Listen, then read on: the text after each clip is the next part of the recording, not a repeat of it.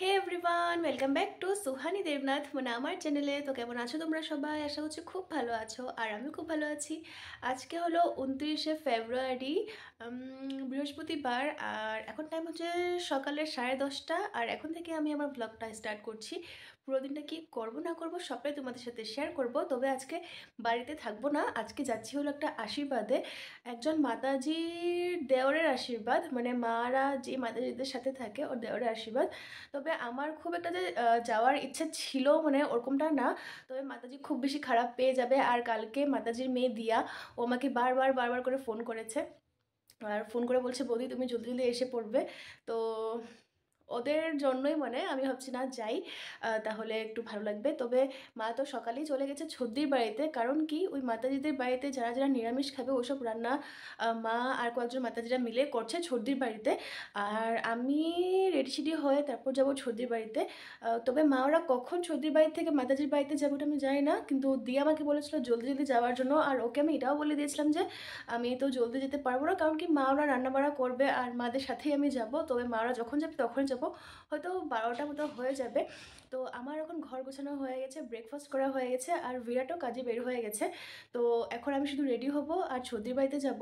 তো ঠিক আছে, ছদ্দির বাড়িতে গিয়ে তো দেখা হবে তোমাদের সাথে। তবে আমি এখন রেডিটা হয়নি, চুল একেবারে ভেজা আমার, ওটাকে আগে ড্রায়ার দিয়ে শুকাতে হবে, তারপরে কিছু করতে পারবো আর কি। আমি ভাবছিলাম কি গেট রেডি উইথ মিটা করবো আজকে, কিন্তু আমি তোমাদের থেকে জেনে নিতে চাই যে আমি কোথাও গেলে আমি ভিডিওর মধ্যে গেট রেডি উইথ মিটা শেয়ার করব, নাকি আলাদা করে একটা মিনি ব্লগ টাইপের গেট রেডি উইথ মিটা করব। তোমরা আমাকে এই কমেন্টের মধ্যে জানাবে, তাহলে তোমাদের যেটা ইচ্ছা আমি ওটাই করবো। মানে ভিডিওর মধ্যে তো তোমরা যদি বলো যে হ্যাঁ লং ভিডিওর মধ্যে তুমি গেট রেডি উইথ মিটা দেখিয়ে দেবে, তো আমি ওটাই করবো। আর যদি তোমরা বলো যে না শর্টের মধ্যে গেট রেডি উইথ মিটা করবে, তাহলে আমি ওটাই করবো। তাহলে তোমাদের দরকার কি কমেন্ট করা, তো কমেন্ট করো। আর 2K সাবস্ক্রাইবার হয়ে গেলে আমি অনেক আগেও তোমাদের বলেছিলাম যে একটা Q&A ভিডিও নিয়ে আসবো। তবে কখন নিয়ে আসবো এটা তোমাদের বলিনি, কিন্তু আজকে বলছি যখন আমার 2K সাবস্ক্রাইবার কমপ্লিট হয়ে যাবে সেদিনই আমি তোমাদের সাথে ওই Q&A ভিডিওটা নিয়ে আসবো। তবে তোমরা যত পারো আমার ভিডিও শেয়ার করবে আর ভালোবাসা দেবে, তাহলেই সবটা হয়ে যাবে। তো ঠিক আছে, চলো এবার আগে আমি চুলটা শুকিয়ে নিই, তারপর রেডি হব, তারপর ছদ্রির বাড়িতে যাব আর সেখান থেকে মাতাজিদের বাড়িতে। তবে আমার মনে হচ্ছে আমরা যতক্ষণে যাব ওখানে আশীর্বাদ পর্ব সব কিছু শেষ হয়ে যাবে। তো দেখা যাক কি হয়, আমি শিওর বলতেও পারছি না, কারণ কি দিয়া বলেছিল 10টা থেকে 11টার মধ্যে সবাই এসে পড়বে ওদের বাড়িতে। তবে এখন আমি জানি না, কারণ কি এখন তো 10:30 হয়ে গেছে। দেখা যাক কি হয়। তো আমি এখন এই নোভার হেয়ার ড্রায়ারটা দিয়ে আমার চুলটাকে শুকিয়ে নেব। ভেবেছিলাম কি রোদে গিয়ে বসবো আর ওখানে চুলটা শুকিয়ে নেবো, তবে আমার কাছে সময় খুব কম, আর ওটার জন্য আমি এখন রোদে গিয়ে বসতে পারবো না। তার উপরে অনেক বেশি যে রোদ উঠেছে ওটাও না। আর এই হেয়ার ড্রায়ারটা আমার পিসির মেয়ে আমাকে গিফট করেছিল আমার একবার বার্থডে সময়। তো আমার খুব পছন্দের একটা জিনিস, তো ওটা দিয়ে চুলটা শুকিয়ে নিই চুলটা। চুল যদি ভেজা ভেজা থাকে আমার একেবারে রেডি সেডি হতে ভালো লাগে না, আর ওটার জন্যই আর কি। আর ড্রায়ার আমি সবসময় ইউজ করি না, বেশিরভাগ সময় আমি রোদে গিয়ে বসে থাকি। তবে আজকে খুব এমার্জেন্সির জন্য এটা আমি ইউজ করছি। তো ঠিক আছে, চলো আগে চুলটা শুকিয়ে নিই, তারপর রেডিটা হবো। তবে চলো চুলটা শুকিয়ে নিই এখন।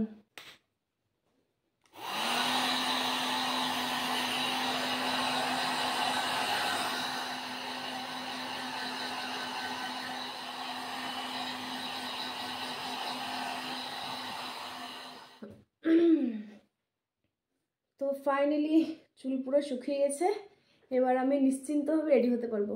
তো চলো রেডি হয়নি। এই শাড়িটা পুজোতে আমার মা দিয়েছিল আমাকে, তবে শুধু একবারই পরা হয়েছে। তো ভাবলাম আজকে এই শাড়িটাই পরে যাই, আশীর্বাদের জন্য একেবারেই পারফেক্ট বলে মনে হচ্ছে। তো ঠিক আছে, এটা হলো শাড়িটা। তো চলো একবারে শাড়ি পরে তারপরে আসছি। তো শাড়ি পরে এসে পড়েছি, আর তার সাথে সুন্দর একটা গলার চেন পরলাম। আর এটা আমাকে দিয়েছে হলো বিরাট, যখন গোয়া গেছিলাম ঘোরার জন্য তখন আমাকে গিফট করেছিল, তবে একবারও আমার পরা হয়নি। তো ভাবলাম কেন যদি আজকে এটার সাথে ম্যাচ করছে তো পরতে পারি। তো ঠিক আছে, এটা পরে নিলাম। এখন চলো মুখটাকে একটু ঠিক করে নিই। বসে গেছি মেকআপ করার জন্য, তবে আমার রুমের লাইটের আলোটা খুব বেশি ভালো না, তো এটা দিয়ে আমার যা করার করতে হবে। তোমরা একটু ম্যানেজ করে নাও। আর যদি তোমরা আমাকে কমেন্ট করে বলো কি যে হ্যাঁ আমি এই ভিডিওর মধ্যেই গেট রেডি উইথ মি দেখাবো বা শর্টসের মধ্যে করব, তোমরা যেটাই বলবে মোটেও করবো। আমি আগেও বললাম তোমরা তাই কমেন্ট করবে। আমার মনে হয় শর্টসে করলে বেশি ভালো হয়, তো তাও আমি তোমাদের থেকে জানতে চাই তোমরা যেটা বলবে ওটাই। তো ঠিক আছে, আমি এখন রেডি হইনি।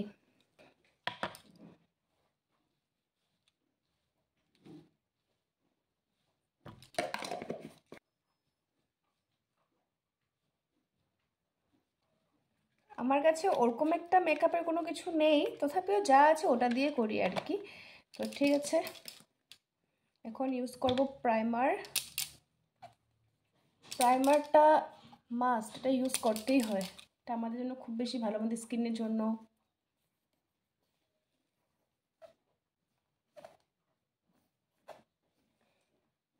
তো চলো এটা অ্যাপ্লাই করে নিই।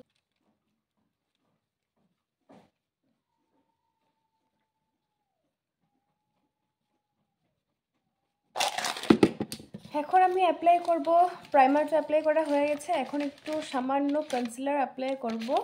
আর কনসিলারটা জাস্ট নতুন নেওয়া হয়েছে, আমার শাশুড়িমা আমাকে গিফট করলো কনসিলারটা, তো এখন অবধি একবারও ইউজ করা হলো না। তো চলো করে নিই।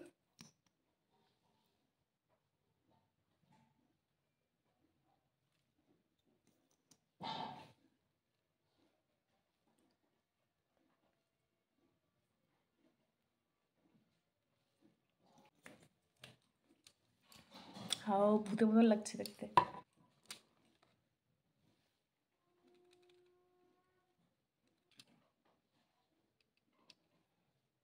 অ্যাপ্লাই করা তো হয়ে গেছে, এখন হালকা একটু ফাউন্ডেশন না লাগালে কি হয়, তো চলো ওটাও করে নিই।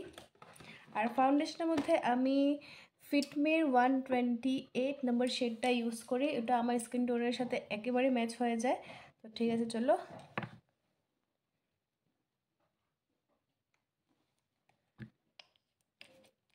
আমি আবার ডাইরেক্ট অ্যাপ্লাই করি না, এটার সাথে একটু ময়শ্চারাইজার মিক্স করে তারপরে অ্যাপ্লাই করি। আমি হাতের মধ্যে একটু ফাউন্ডেশন নিয়ে তার সাথে একটু ময়শ্চারাইজার মিশিয়ে তারপরে এটা অ্যাপ্লাই করি। আর ওটা আমি করে নিয়েছি অলরেডি অফ ক্যামেরায়, তো এখন শুধু অ্যাপ্লাই করার বাড়ি, ওটাই করছি। এমনিতে তো মেকআপ করতে অনেক বেশি সময় লেগে যায়, তারপর যদি ক্যামেরা অন করে মেকআপটা করো তারপর তো আরও অনেক বেশি সময় লেগে যায়, এটা আমি এখন বুঝতে পারি। আগে মনে করতাম 30 সেকেন্ড 15 সেকেন্ড যারা ভিডিও বানায় তাদের হয়তো অনেক ইজিলি হয়ে যায়, কিন্তু এখন যখন আমি করি এখন বুঝতে পারি এটাতে কত কষ্ট করতে হয়। তো আমার কমপ্লিট হয়ে গেল, এবার এগুলো রেখে দিই। এখন একটু অ্যাপ্লাই করব, আইব্রোটা করে নেব, যেটা ভগবান আমাকে দেয়নি তাই এক্সট্রা করে করতে হবে।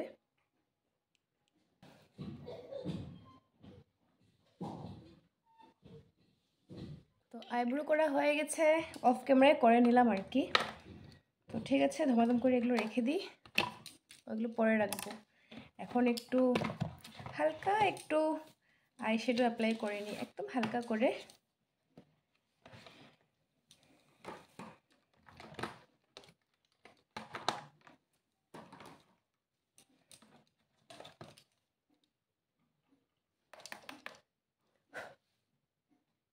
বেশি করব না, তবে হালকা করেই করব।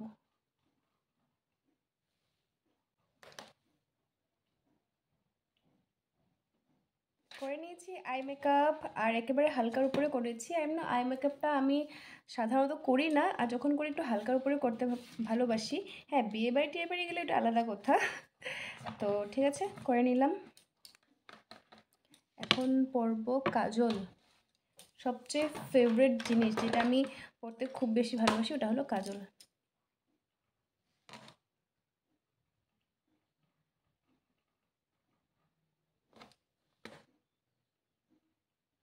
কাজল লাগিয়ে তারপর একটু করে ব্রাশ দিয়ে মিলিয়ে নিচ্ছিলাম,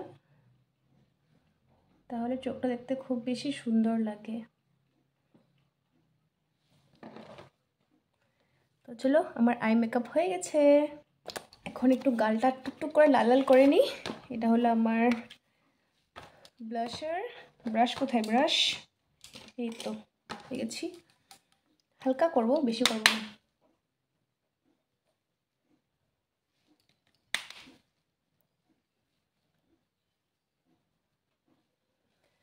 চলো, এটাও হয়ে গেছে। এবার পরব আমি লিপস্টিক। বাবা, এগুলো ঢুকিয়ে রেখে দিই। লিপস্টিকটা আমি এটা আর এটা দুটো মিলিয়ে পরবো, তাহলে খুব সুন্দর একটা রং হয়। তো ঠিক আছে, চলো অ্যাপ্লাই করে নিই, তারপর আসছি।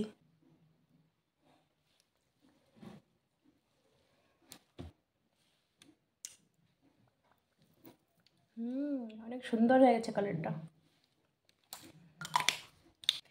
এত কিছু সেজে নিয়েছি, তাও জানি কিছু একটা মিসিং মিসিং লাগছে। ও ইয়েস, আমি টিপ পরিনি আর কানের পরিনি। তো চলো টিপ আর কানের পরে তারপর তোমাদের সামনে আসছি। তো কমপ্লিট রেডি হয়ে এখন আমি তোমাদের সামনে চলে আসলাম। তো আমি তখন কমপ্লিট রেডি হয়ে গেছি, মা ফোন করলো, মা বলেছে মাদের রান্নাবাড়া কমপ্লিট হয়ে গেছে, তবে মা এখন বাড়িতে আসবে, রেডি হবে, তারপর আমরা যাব। তো ঠিক আছে, মা তো এখন ছুটির বাড়ি থেকে ঘরে আসবে, আমি তো কমপ্লিট রেডি। তো মার জন্য একটু অপেক্ষা করি, তবে মা আসলে আমরা বেরিয়ে পড়বো। আর এখন টাইম হয়েছে কি আর বলবো, এখন টাইম হয়েছে 12টা 15। তো ঠিক আছে, চলো মা আসুক, তারপর আবার দেখা হচ্ছে। এখন বেরিয়ে পড়লাম, এই তো মা আর আমি আর মা এখন সোজা এখান থেকে মাতাজিদের বাড়িতেই যাব। আর সর্দি হয়তো পরে জিজু কাছ থেকে আসার পর জিজুর সাথে যাবে, তবে এটা আমি বলতে পারছি না শিওর যাবেও নাকি, মাও বলতে পারছি না, শিওর নেই মানে। তো ঠিক আছে, চলো আমরাই যাই, আর ওখানে গিয়ে একবার দেখা হচ্ছে।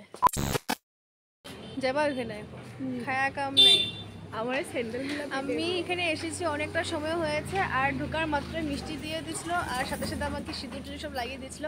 এখন আমরা খাওয়ার জন্য বের হয়েছিলাম, তবে জায়গা একটু শর্ট পড়েছে, তো আমি আর দিয়া হাঁটতে হাঁটতে বাইরে আসলাম। তো আমাকে বলছিল একটু ফটো ক্লিক করে নেওয়ার জন্য। তো এই যে আমরা ক্যামেরাম্যানের সাথে নিয়ে ঘুরছি, আর এই যে এখন দিয়া পোজ দিচ্ছে, এখানে আমরা ফটো ক্লিক করব। আর আমরা আস্তে আস্তে আশীর্বাদ সব শেষ হয়ে গেছিলো, মানে মাত্র আমরা ঢুকেছি আর জায়গাটা পরিষ্কার করছিল আর কি। তখনই কয়েকটা ফটো ক্লিক করে নিলাম, আর তারপর মিষ্টি খেয়েছি আর সিঁদুর লাগিয়ে দিয়েছে। তখন থেকে শুধু বসিয়েছিলাম, কারণ কি সিঁদুর মাখা মুখটা নিয়ে আর কি তো করবো। কিন্তু এখন ভাবলাম যে না, এখন যখন বাইরে আসলাম আর কি, একটু ফটো ক্লিক করার জন্য, তো তোমাদের সাথে একটু শেয়ার করি। ওইদিকে এই যে এখানে ও আসলো এখানে ফটো ক্লিক করার জন্য, আর ও দুলিয়াজনের হয়ে আসছিল, ওকে আমি চিনি। তো আমার ফটো ক্লিক করতে কোনো অসুবিধা হচ্ছে না। এখন যে দিয়াকে করছি। वाह वाह वाह अच्छा है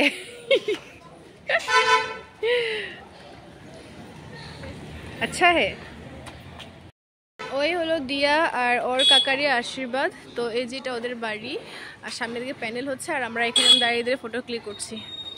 দিয়ার ফটো ক্লিক করা হয়ে গেছে, এখন আমি আমার বাড়ি। হ্যাঁ no,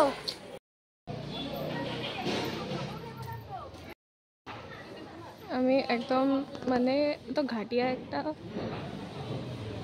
videographer, like zero idea. হ্যাঁ বৌদি এত সুন্দর, তথাপি পোজ করে। অবশ্যই, কিন্তু কিভাবে পোজ দিয়ে ওঠাবো আমি জানি না, তো আমাকে দেখিয়ে দিচ্ছে এখানে। বয়া পড়ো না সুন্দরটা, আমি নেটটা যেটা এখানে। আরে বড় কাকার বিয়ার সময় কে যাই না কে আসলো, লম্বা হয়ে শুয়েই পড়ছে ফটো মারতে মারতে। এখানে মা আর মাতাজি খেতে বসে গেছে, এই মাতাজিও বসে গেছে খেতে। কাউকে দেখাতে পারিনি আগে। হরে কৃষ্ণ। এই যে মাতাজি, কিরকম লাগলো মাতাজি রান্না? তোমরা এসব করলা? ঝাল হয় নাই? একটা কিছু ঝাল হয় নাই? বাহ বাহ বাহ, মাতাজি দেখি তোমার একটু।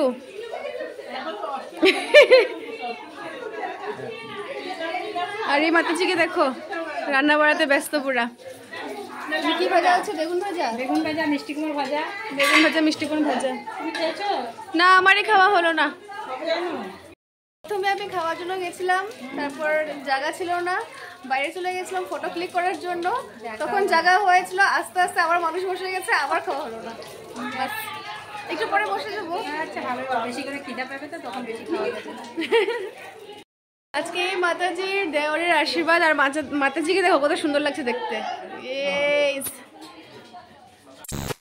এত সময় সবাই কাজের ব্যস্ততার মধ্যে ছিল, তাই কেউই ফটোস ক্লিক করতে পারেনি। আর এখন একটু ফ্রি হয় সবাই ফটোস ক্লিক করে নিচ্ছে। পাশেই দাঁড়িয়ে আছে নতুন বর, স্কাই কালারের পাঞ্জাবি পরে। আসলে ওনাকে নিয়ে সবাই ফটোস ক্লিক করার দরকার, তবে নিজেরাই সবাই ব্যস্ত হয়ে গেছে। তো চলো পরিচয় করিয়ে দিই। একদম মাঝখানে যে গ্রিন শাড়ি পরে দাঁড়িয়ে আছে উনি হলো এই বাড়ির বড় বউ, আর পিঙ্ক শাড়ি পরা হলো মেজো বউ। শুধু ছোট্ট বউই মিসিং, তবে অনেক জলদি এই ফ্রেমে এসে পড়বে।